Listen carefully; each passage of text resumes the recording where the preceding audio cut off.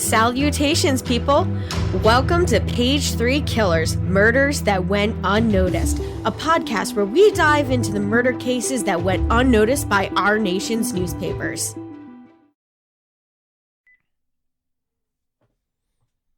Hi, Shay.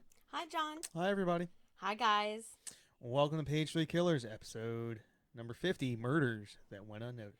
Yes, welcome back. And this is the last one for our season. If you can call it a season. I mean, it's been a year. Yeah. You wanna get in here more? I feel like people only see half of your face half the time. We're cramped. Well, we'll work on moving that out and getting rid of some stuff in here. Freeing up some space in the studio. So before we begin, we're going to change up the format just a little bit.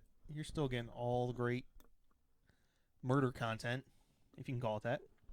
But we're going to eliminate the history for this episode. See how people respond. Yeah.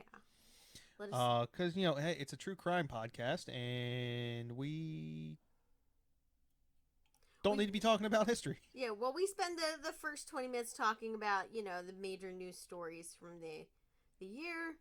So, I mean, usually it takes like 20 minutes to go through all that. So, figure trim off some time, see about,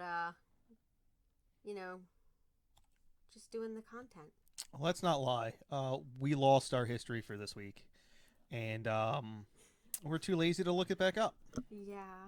So, change of format it is. And if people like that, let us know, and we will permanently erase it. We're down 2 sections. We started this podcast with 3, and we're down to 1. 50 episodes ago. 50 episodes later, we're down to 1. Yeah. And we're also down to 1 patron. Well, we know why the other one dropped off, so it's fine. We're going backwards. We can't say it's because he doesn't like the content, babe. You know I know. Anyway, we would like to give a shout out to Chelsea. Yeah. For being there for us. When no one else is. Oh, don't make people feel bad. Okay. No, you guys are great. We have gotten so much more out of this than we actually expected. We thought maybe going into this, we would get in the year, we would have 1,000 downloads. If that.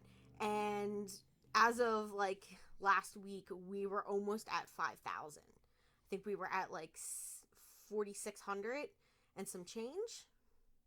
So that it's way more support than we thought our tiny podcast would get. So we have 60 people that tune in every week, and we appreciate every single one of you. So big shout out, guys. And anyway, what are we talking about this week? This week, I picked out a really cool case. This one inspired a Criminal Minds episode. And you know me with Criminal Minds and ID Channel, 2 of my favorite things. So this one here, we're going to be talking about the train tracks killer, and that is Angel Reséndiz. And this case is super cool, super interesting, a little terrifying. Is this similar to the clown mask killer? Did he kill everyone in parking lots? No, this guy literally was he rode the trains. I'm never going to give that up. No. The fact that, episode 3 or whatever, the clown mask killer, who at no point in time during the commission of any of his murders wore a clown mask. They didn't specify what he was wearing. I mean, he wore a ski mask in a couple of them. I think it was for ID Channel trying to dramatize it a little bit. Because when I actually started reading into it, I'm like, where's the clown mask, dude? But in their dramatization of the show and their titling and all, he had a clown mask. So what you're saying is don't listen to ID Channel, listen to us. Well, I'm just saying they're in it for views. So are we. They're winning. So, yeah, but they're able to dramatize it, and we can't. We don't have the budget for that. We need some corporate backing. Yeah. If any of our listeners are just randomly billionaires, hook us up. Moving on. Yeah. So we're going to talk about Angel Reséndiz. He committed a series of murders along through Texas, some of the southern states, and Mexico during the 1990s. And it's super crazy. I believe it's the last count was 23 on that. He committed 23 murders, and he just traveled on like a hobo on trains. All right, so he committed these in Texas. I don't think it ended well for him.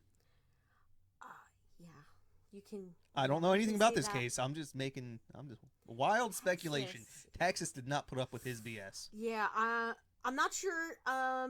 I can't remember off the top of my head. I have it in my notes somewhere, but I do know, I'm not sure if Texas was the final state to have him, because I know that he committed murders across a couple of states.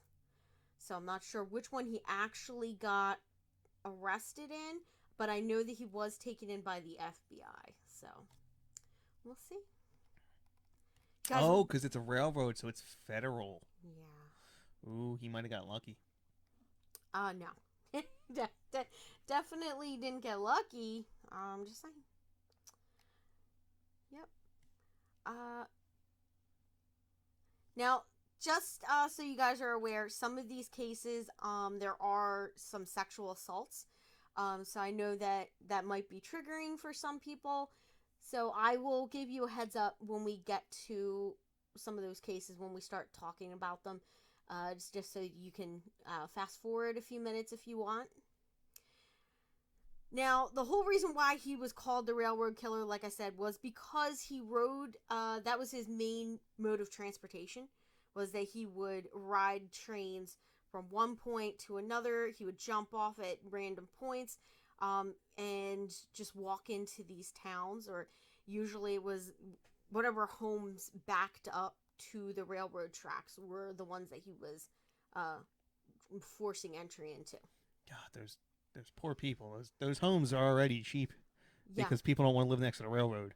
And a lot of them were older people, like senior citizens, and he's a younger guy. Like, he wasn't very old. He was like 20s, early 30s, and just brutality.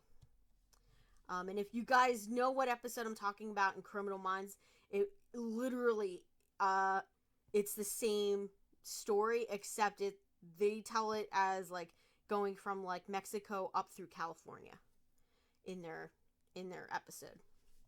Whereas this is, I believe it is east-west traveling. So he's going from like coming up out of Mexico and going across Texas and then back. So he's going from the New Mexico side to the Louisiana side? Yeah, that's what yeah. Okay. Yeah. So, Angel Reséndiz, he was born in Puebla, Mexico? Yeah. And, so Angel would travel illegally by jumping on and off of trains, which allowed him to cross borders from Mexico, Canada, and the United States. There's obviously pre 9/11. Yeah. Yes. I mean, even now, I'm sure that there's a number of people that are able to just cross the borders, but it's much more difficult than it was in the early. But we have a wall now. What are you talking about? People can't do that. Yeah. Well, you don't have people standing guard along this border all the time. Like they're like doing patrols, but I mean, when you have how many miles worth of fence to look at? Many miles. There's gonna be a few that fall through. And then, do you remember? There's a documentary TV show called Dark Tourism, and he does all these, travels the world and looks at the darkest tourism around the world. And there was one group that they host a like a event where you can see you can experience what an illegal alien does when they're trying to cross the border from Mexico into the United States. And they put you through this whole thing. And he was like, it was kind of intense, but at the same time, he's like, he was laughing because he had no other response. What are they called? Coyotes? Is that what they call them? Yeah, those are the guys that help you cross the border from Mexico into the United States. So then you can have your baby, and they can be an American citizen. So Angel Reséndiz was able to basically evade authorities and get away with his crimes for as long as he did because of his frequent location change. So he would move from place to place to place because he was transient and did not have a home base, like where he was going from there, killing somebody and coming back to it. He was just getting on a train and going into another town. People from the left part of the state aren't thinking people from the right part of the state are dying from the same person. Exactly. And he's moving through multiple jurisdictions, and he's just able to avoid police actually linking these violent home intruders, break-ins. So they're unable to link those because they don't know in another district that another case happened, kind of thing. So he also used a lot of aliases, and the one that he used the most was Rafael Resendez Ramirez. That was the one that he used the most. Now, the United States government records show that he had been deported to Mexico at least 4 times since he entered the United States in 1973. Now, Resendez killed at least 15 people with a wide range of blunt objects, mainly in their homes. And he was sometimes referred to as the railway killer or the rail car killer. Now, after each murder, he would linger in their homes for a while, mainly to eat, but he would also take out their sentimental objects and he would lay them out and he would look at them, like their driver's license and photos and stuff like that, and he would, like, just get a glimpse of what their lives were like. Then he would steal their jewelry and valuables, and then he would give them to his wife and mother, who lived back in Mexico, in Durango. Rodeo Durango. Wonder where that is. Durango a state or a province? Or I would assume I think it's a province. I don't think they have. Do they have states? I'm pretty sure they don't have states or a territory. Like I don't know what meant. Wow, I'm such an ignorant American. Yeah. I don't even know what I know in Canada they got provinces. Yeah, provinces. 4. In Canada? Yeah, 4, right? No, there's a lot more than 4. Well, like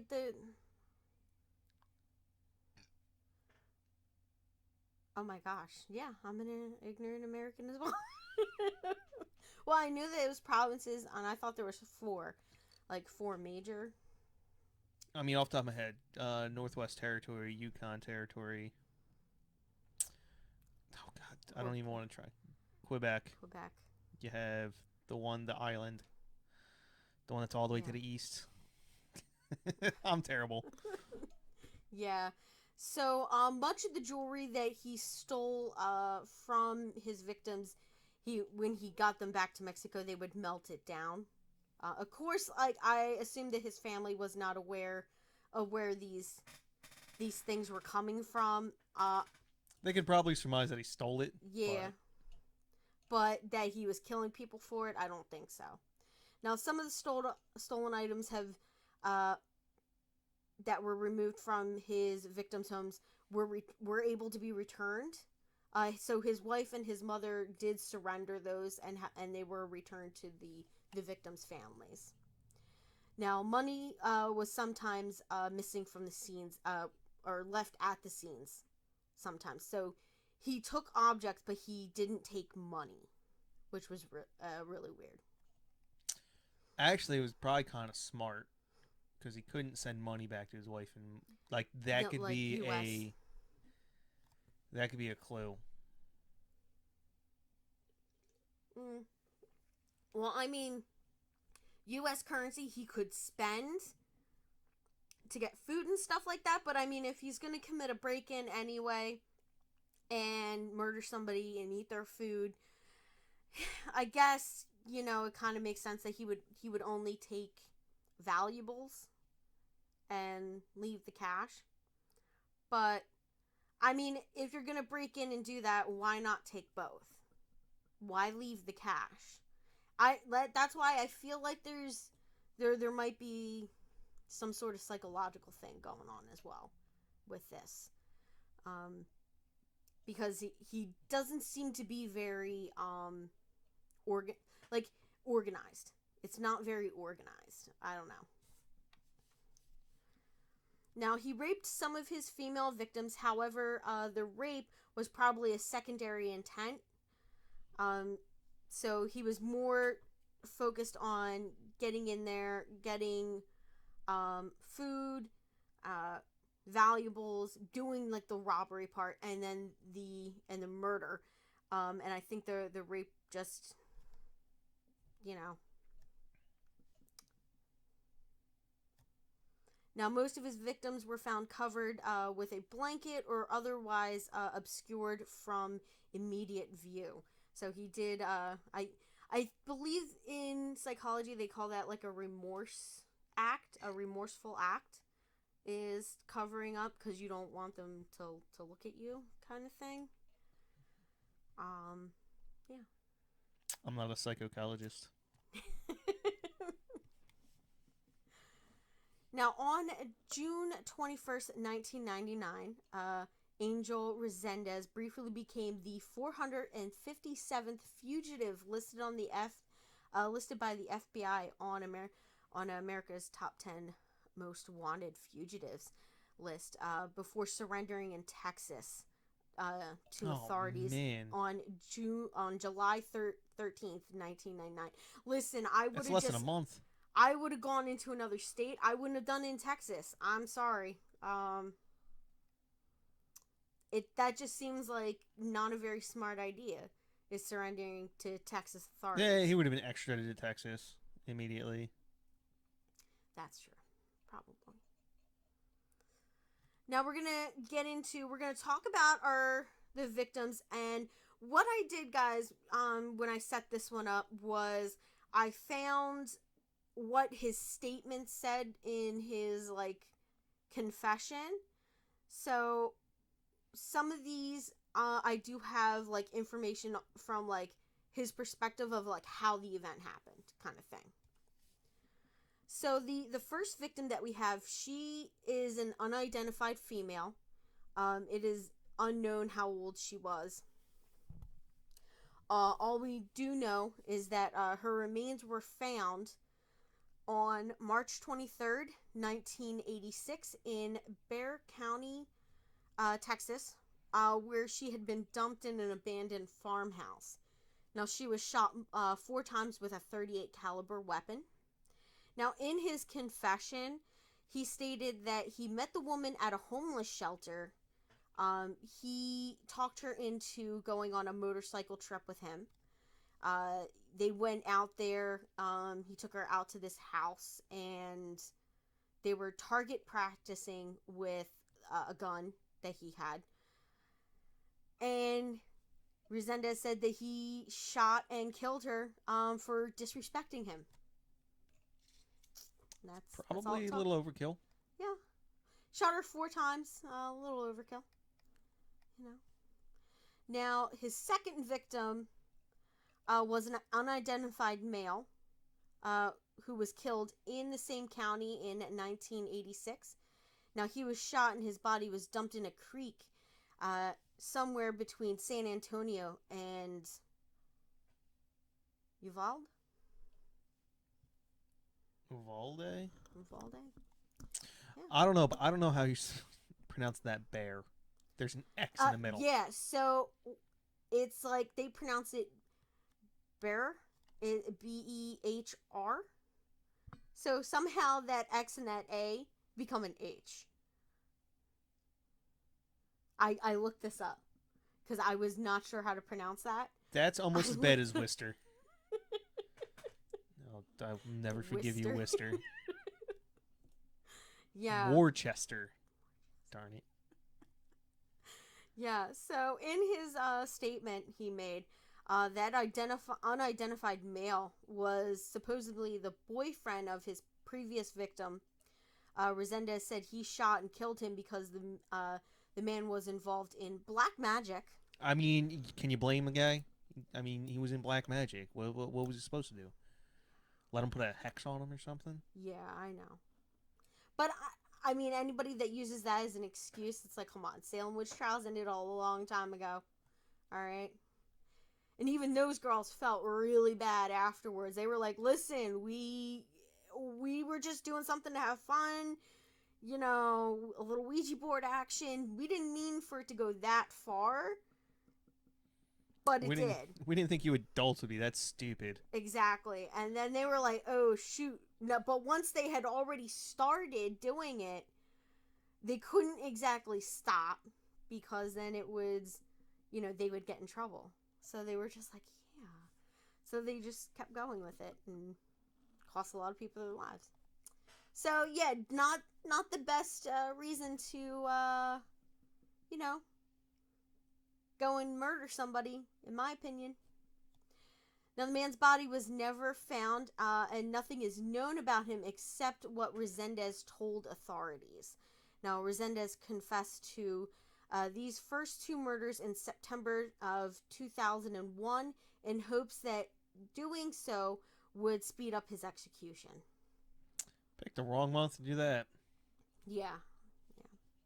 Things got put on hold there, buddy. So our next victim would be Michael White, and he was a 22-year-old young man. On July 19th of 1991 in San Antonio, Texas, his body was found in the front yard of an abandoned downtown house. He had been bludgeoned to death with a brick. So I'm kind of interested on this one because this is 5 years after the other ones. Yeah. So Resendez confessed to the murders in September of 2001. During this confession, he drew a map of the crime scene and claimed that he had killed White because he was a homosexual. Yeah. I'm not really... You know what? I think he saw somebody... Honestly, I think there was no great ulterior motive as to why he did it, other than to steal somebody's wallet or, you know, something like that. Or he was like having some sort of psychological break. Because I really don't feel like there's any rhyme or reason to these three attacks, or like any good excuse. Like I understand the first one. The first two almost make sense. Right? Like he gets so upset at being disrespected, he just snaps, shoots her. Not saying like he should have done it. I'm just saying I understand where that sentiment would come from. And you got to kill the boyfriend because you know. I mean, they're probably he's doing in a the little black drugs. magic. They're probably doing a little drugs, doing a little of this, that. And then this one, I don't know. This one seems to come out of more out of nowhere. Maybe he got hit on, he didn't appreciate it, something along those lines. Maybe he just gay bashing, who knows? Yeah. Or he just needed some quick cash, saw a guy walking down the street, nobody's around, jumps out of nowhere, just whacks him with the a guy. brick. Yeah, kills him, takes his stuff, you know, kind of thing. So, I wish I had more, more information, like background information on it. So it might be an interesting case for me to look further into, but from everything that I could find is here. Now, our next victim would be Jesse Howell. Now, he was 19 years old, and on March 23rd, 1997, in Ocala, Florida, he was bludgeoned to death with an air hose coupling and left beside the railroad tracks. Now, Jesse was out with his fiancée, Wendy Von Huben, when he was attacked. So the age of this fiancée has me. So Wendy Von Huben was 16 years old. Now, she was raped, strangled, and suffocated both manually and with duct tape, and buried in a shallow grave in Sumter County, Florida. Yeah, I remember seeing a thing about these two, about them, but it was before it was linked to Angel Reséndiz. Like I remember, like seeing something, like I'm not sure if it was like a documentary, like later on, that I saw, like was it on what was that show, Unsolved Mysteries? Mm-hmm. Like, it might have been, like, featured on there. I kind of remember seeing it on there. So our sixth victim is Roberto Castro. Now, he was 54 years old, and he was a drifter who was beaten to death with a piece of plywood in a rail yard in Colton, California, on July 5th of 1997. So this one's all the way out in Cali. Yeah. So he like they said, he had a route that he would travel, but he would sometimes just go wherever the trains were going, kind of thing. Was he like a farmhand or something like that? Like a I'm not sure if he was. I know that in the episode of Criminal Minds, they make this character that is based off of Angel Reséndiz. He follows the farming seasons through the that makes a lot more sense. The west side of the United States. Now, like Florida. Yeah. No, babe. Florida's all the way on the east side. No. I'm saying in the TV show, yeah. It was the West Coast. He just went up and down the West Coast, back down into like Mexico, like Tijuana or something. Gotcha. Yeah. Now, although not officially charged with this one, Resendez is considered the prime suspect in this case. Our seventh victim is Christopher Mayer. Mayer or Meyer? Yeah. He was a 21-year-old male, and he was attending the University of Kentucky in Lexington, Kentucky. On August 29th, 1997, he was out for a walk along nearby railroad tracks with his girlfriend, 20-year-old Holly Dunn Pendleton. Now, when the two were attacked by an unknown male, he tied them up, searched their belongings. He then bludgeoned Christopher to death with a 52-pound rock. He then raped and severely beat Holly, who nearly died. Now, Holly Pendleton is the only known survivor of an attack by Angel Reséndiz. Now, she went on to appear on Biography Channel's television program, I Survived 48 Hours Live to Tell, and the ID Channel series Dates from Hell, which was episode 8, a Killer Night. So I watched that one. I think I remember that one. Yeah, it's super crazy. Yeah, they went out on a date. They were hanging out with some friends, decided to go for a walk. They picked the wrong area to go on a walk, to walk in. Yeah. Now, the eighth victim is Leafy Mason. That's a cool name. Yeah, I like her name. She was a 87-year-old female. On October 4th of 1998, in Hughes Springs, Texas, Angel Reséndiz, a.k.a. the train track killer, entered her house through a window. The following day, she was found beaten to death with an antique flat iron. And I believe that was by a neighbor.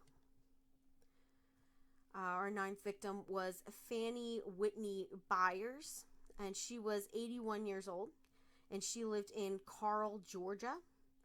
Now, she was found on December 10th of 1998. She had been bludgeoned to death with a tire rim in her home. Her home was located near the CSX Transportation Railroad tracks. So he's going on a spree right now. Previously, it had been one every once in a while. Yeah. 5, 6, 7 years in between. Yeah. Now he's killing multiple people in different places very, very rapidly. Yeah, so we had there's still a couple months in between these two murders. So No, there were 6 days. Oh, I'm sorry. No, October 4th and December October and 10th. December. Oh, okay, I'm looking at the next one. The next one's only a week later. Yeah. So, a Lexington couple was originally charged with Fannie Byers' murder. But according to authorities, Resendez admitted to the FBI that he had killed her. I believe that couple was released from prison. One would hope. Yeah. Now, our 10th victim was Claudia Benton, and she was a 39-year-old female. She was a pediatric neurologist at the Baylor College of Medicine in West University Place, Texas. It's a heck of a town name. Yeah. West University Place. Texas. It's like the short state name, longest town ever. Now, she was found on December 17th of 1998 in her home near the Union Pacific Railroad tracks. Now, she was raped, stabbed, and bludgeoned repeatedly with a statue.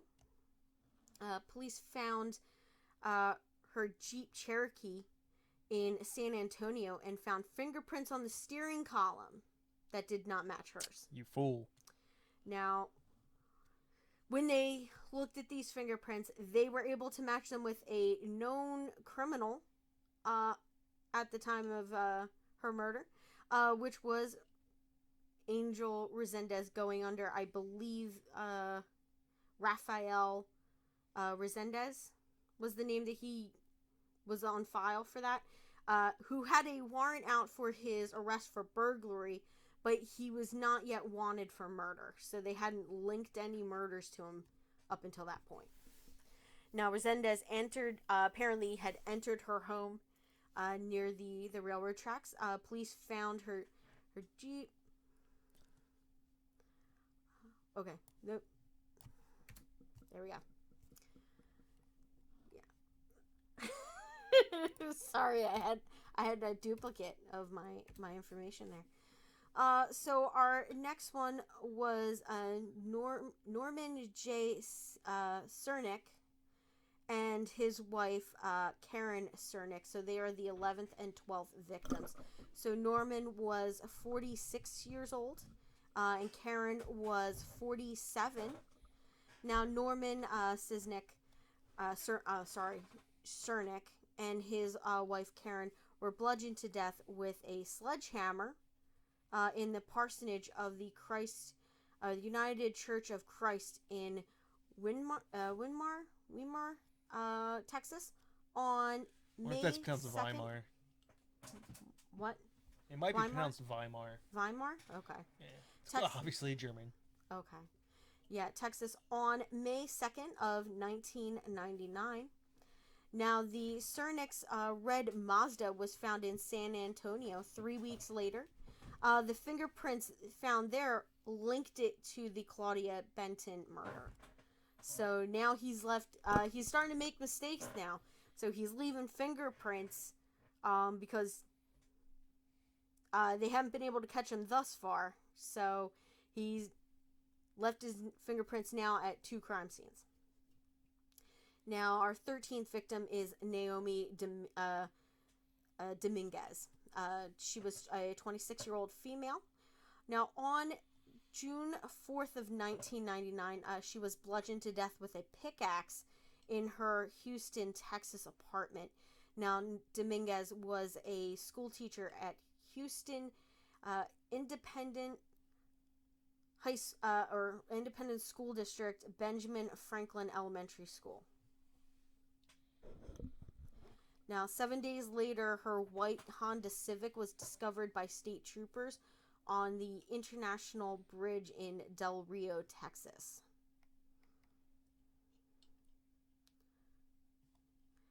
Our next victim, so victim number 14, was Josephine Convica. She was a 73-year-old female. She was found on June 4th of 1999, bludgeoned with the same pickaxe that he used to kill Naomi Dominguez. Josephine was found in her farmhouse near Weimar in Dubbin, Texas. Dabina, Texas. Sorry, guys, if I am butchering your town name. I apologize. Dabina. Because I know that we have some listeners down in Texas. Now, this is also the same town, the same area that the Cernicks were murdered in as well. So Resendez tried to steal Josephine's car, but he could not find the keys. Yeah, so he had to leave without a vehicle. Our 15th victim was George Morbor? Sure. Senior. He was an 80-year-old male. On June 15th of 1999 in Gorham, Illinois, he was found shot in the head with a shotgun. His home was located only 100 yards away from the railroad tracks. Later, police found George's red pickup truck in Cairo, Illinois, located 60 miles south of Gorham. In addition, the Jackson County Sheriff's Office found fingerprints in the ransacked home, positively identifying his killer as Angel Reséndiz. Now, our 16th victim was Caroline Frederick. Now, she was a 52-year-old female, and on June 15th of 1999 in Gorham, Illinois, she was bludgeoned to death with the same shotgun that was used to kill George Mober Sr. Now, fingerprints found... It's another repeat. Yep. Thank you. So, now I'm going to talk a little bit about, his arrest and trial and stuff. So, prior to his surrender at the El Paso Bridge, the U.S. Border Patrol had arrested Resendez and deported him back to Mexico. Resendez's sister, Manuela, had seen her brother's FBI Most Wanted poster and feared that her brother might kill someone else or be killed by the police.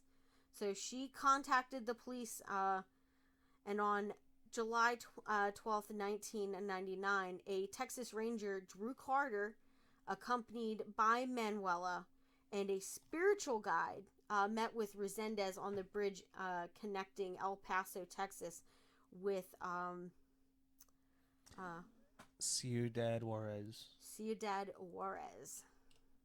Yes. Now, Resendez surrendered to Drew Carter at that time. Now, during a court appearance, Resendez accused Carter of lying under oath because Resendez's family was under the impression that he would be spared the death penalty. In Texas, I think not.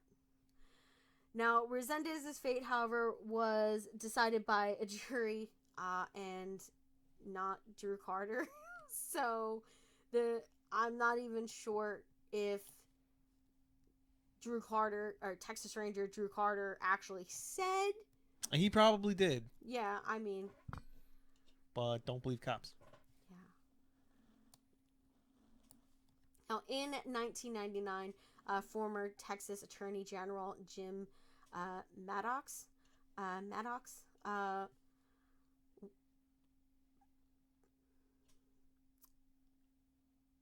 Oh my gosh. So this attorney general, he had been dealing with another serial killer, Henry Lee Lucas, who did a lot of confessions and recantations afterwards.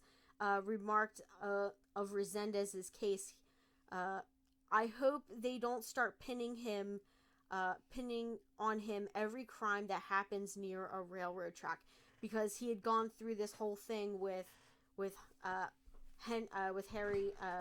Henry Lee Lucas, confessing to like all of these crimes and all that, and then it was like there was no evidence to pin some of those. So he said that he committed 23. I was able to find 16. And then even 2 of those might not be his. Like they never found the one male body. They never found him. They did find the female. And then there was that one other one that they weren't sure if it was Resendez. So Angel Reséndiz was tried and sentenced to death for just one of the murders, which was the Benton murder. And he was being held at the Allen B. Polinsky unit house at the state of Texas death row for men. Yeah.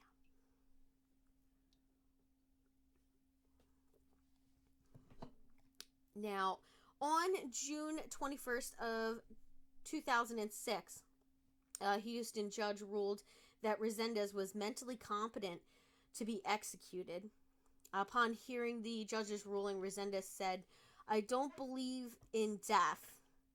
I know the body is going to go to waste, but me as a person, I am eternal. I'm going to be alive forever."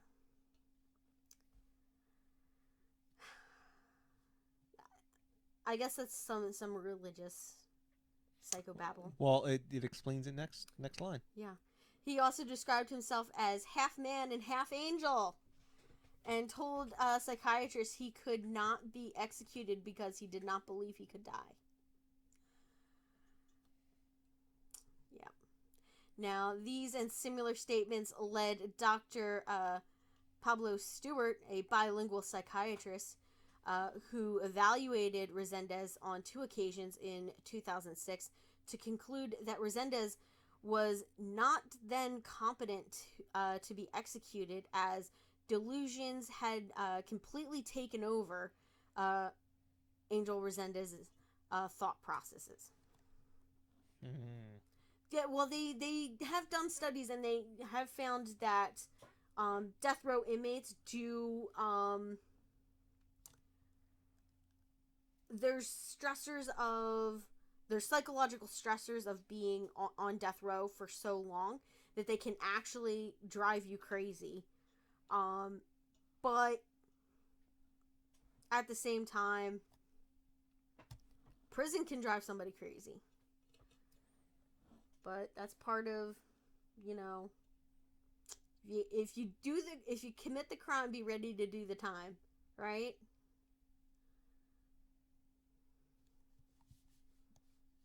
You don't seem very talkative today, babe. I've been talking a lot. I don't want to hear it. All right. So now, despite appeals pending with the 5th U.S. Circuit Court of Appeals, Resendez's death warrant was signed for the murder of Claudia Benton. Now, he was housed at the execution. Oh my gosh. Now, he was executed in the Huntsville unit in Huntsville, Texas on June 27th of 2006 by lethal injection. In his final statement, Resendez said, "I want to ask if it is in your hearts to forgive me. You don't have to. I know I allowed the devil to rule my life. I just ask you to forgive me and ask the Lord to forgive me for allowing the devil to deceive me. I thank God for having patience in me. I don't deserve to cause you pain. You do not deserve this. I deserve what I am getting. So, at least he admitted that, you know, he done fucked up. But yeah, I don't know. Yeah, I don't know. I don't know how much of that is just grandstanding to prolong that last minute of your life, and how much of that is actual regret. Because I know some serial killers, right before their execution, they'll just not say anything, or they usually like do like a whole big long speech thing, and it's just a bunch of crap. Like, doesn't make any sense. But yeah. Now, Resendez was pronounced dead at 8:05 p.m. on June 27th of 2006. Claudia Benton's husband, George, was present at the execution and said Resendez was evil, contained in human form, a creature without a soul, no conscience, no sense of remorse, no regard for the sanctity of human life. I mean, he probably was a sociopath. So. Yeah. Now, like I said, they featured him in a lot of like media stuff, like afterwards. So he, like I said, the case, you know, a couple of his cases was featured on I Survived season 1, which had obviously Holly, who recounted, you know, her attack and all that, and the death of Christopher Mayer. He was also featured on the FBI Files episode Tracks of a Killer. Resendez was also the focus of the December 11th, 2010 episode of 48 Hours mystery, Live to Tell, the Railroad Killer, which once again featured Holly Dunn. A series of 16 podcasts released between October 2018 and February of 2019 by British journalist Alex Hannaford, and produced by Peter Sale for Audio Boom, entitled Dead Men Talking. Psh, yeah. Took you 16 podcasts. We got this done in 1. Yeah. What are you people doing? But listen, that guy was able to interview Resendez in 2003, and he had tapes of like his conversations with Resendez. I mean, that's cheating. Yeah. You got like he was actually able to like talk to this. Yeah, we're dealing with like Wikipedia and like some news articles, and of course news articles really don't have much information because the police don't share information like that, and I'm not gonna pay for case records. Sorry, guys, because those can get kind of expensive. Like, but if anybody's got anything that they want to send over, you know. Yeah, just randomly, you know. Yeah, you want to send us a case to look at, you know. We are open to suggestions from anyone on any case that you want to hear about.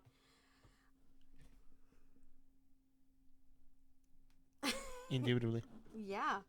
So that is everything that I have for the train tracks killer, Angel Reséndiz. Yeah, I think he was just a really fucked up guy. Oh, did we talk about that last line that he believes that there's innocent people in jail for his crimes? No, I didn't talk about that. No. Yeah, so Angel Reséndiz, like, basically there was like, he's like, oh yeah, I'm sure that, you know, I committed all these other murders that I mentioned at my trial, but and I'm pretty sure like people went away for those that are innocent, that they're sitting in jail. I don't know. I feel like I feel like he hyped his number. Alright, so there are very few serial killers that I think actually killed the number that they say that they killed.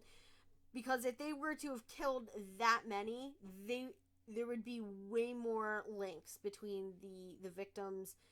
Like, we know that Resendez, his main thing that he did was bludgeoning attacks near train tracks.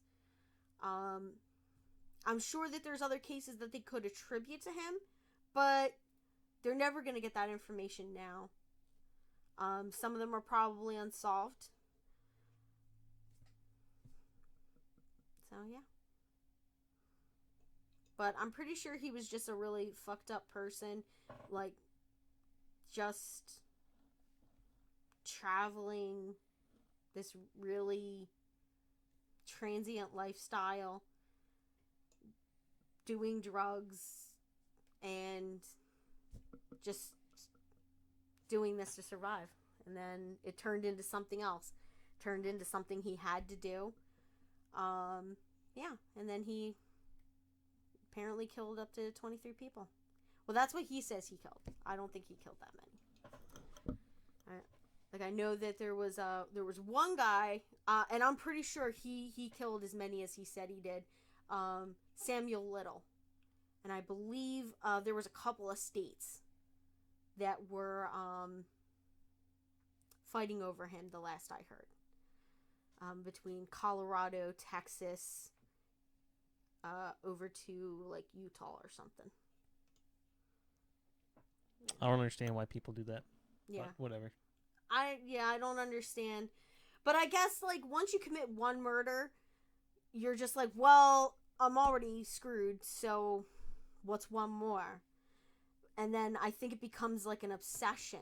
Yeah, this guy obviously lost his mind. He was obviously not in. He was a sociopath to begin with, and then at some point he kind of just went crazy. I would have liked to have known more about his childhood and the years leading up to him committing the murders, but there was just no information. I couldn't find anything. Okay, we didn't learn about his wife or anything like that. So, like, I did read about his sister and his mother, but nothing of, like, his life prior to his first murders. Like, which is really... You know what? I don't feel satisfied with this case. And I guess maybe that's why I left it for the last one. Maybe I wanted to leave everyone just as unsatisfied and ready for the next episode. Which, by the way, will be in a few weeks. Yes. As it'll be a new season. Yeah. So I'm currently, guys, I'm working on putting together those episodes. I have about 20 planned out, roughly.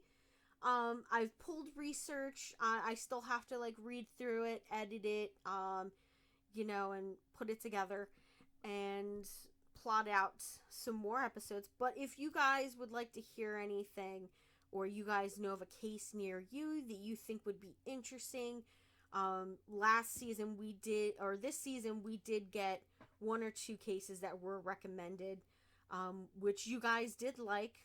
So one of the one case that really hit us really hard. Joe. Yeah, that guy. That case was recommended by a Facebook listen, or not a Facebook listener, a YouTube listener. Thank you, YouTube listener. And then the Eggman, the one up in New York. That one was recommended to us by Stacy Fergale. She doesn't count. Well, she is a loyal listener, as well as her coworkers. Thank you guys for listening. So, like I said, we appreciate you guys so much. We thank you for tuning in every week to listen to our little babble session. And we hope to bring you much more awesome content next year. This year, because New Year's has already happened. So, yeah, for our next season. And I think we're going to take, like, 3 weeks off. We're going to put together some content. Hopefully I'll have a bunch of scripts written out, and we'll be back like beginning of February. Try and get ahead. Yeah, we'll try to get ahead. Get some episodes out. I'm still debating on whether to do something for when we hit 5,000 downloads. But I'm starting to wonder if maybe we should do specials, like, just based off of how many supporters we have on how many people on Facebook or something like that.